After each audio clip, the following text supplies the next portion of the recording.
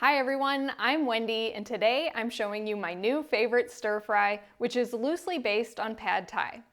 It's not a traditional pad thai, it's simply inspired by the flavors, but uses basic ingredients that I already had at home, plus some common pad thai ingredients such as bean sprouts, lime juice, and peanuts. But this version has no sugar or oil and a lot less sodium than a traditional pad thai. So let me show you how I make it. You'll want to start by getting a pot of water boiling for the noodles and prepping all your ingredients.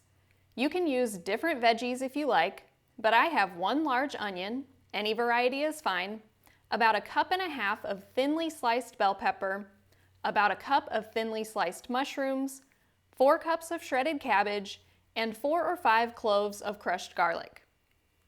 In addition to the veggies, I also have a can of garbanzo beans that I've drained and rinsed. You could use another kind of bean or tofu as an alternative. I'm also adding about half a can of bean sprouts. If you have a large enough skillet, you can double the amount of all of the vegetables so you can use the full can of bean sprouts. These have sodium added, so if you're salt-free, you can omit this. Otherwise, I just rinse it as well as I can.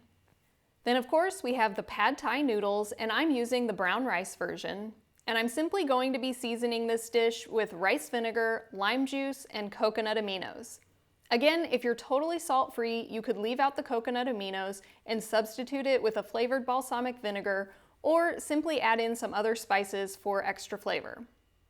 Then optionally, you can top this with crushed peanuts and green onions.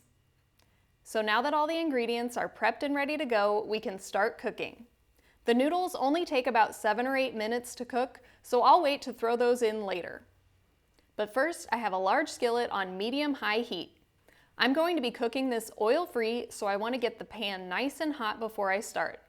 Preheating the pan completely before you start to cook will help to ensure your ingredients don't stick to the pan. Plus, this will help you get a really nice caramelized flavor.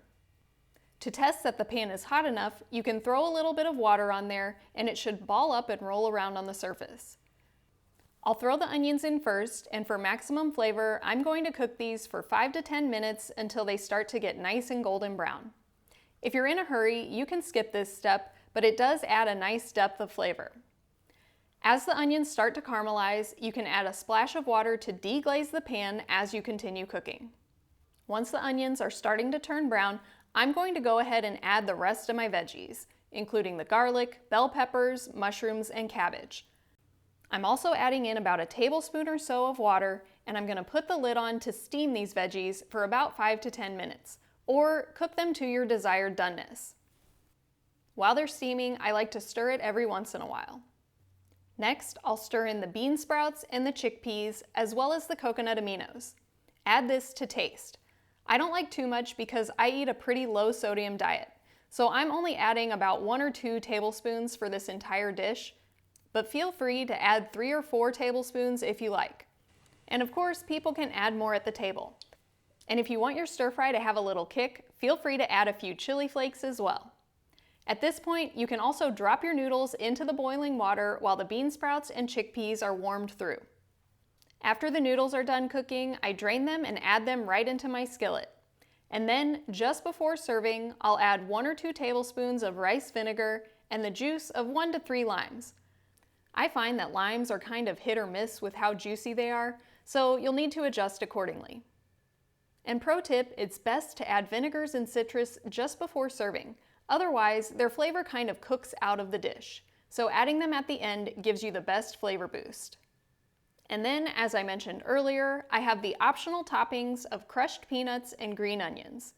You can mix the peanuts right into the whole stir fry and then put some more on top, or if you're watching your fat content, you could let everyone sprinkle their own on top or omit them completely. And that right there is my new favorite stir fry. It's so easy to make. The most time-consuming part is chopping the veggies, but then it's basically a dump and go recipe. You'll definitely want to make a large batch so you have leftovers for a couple of days.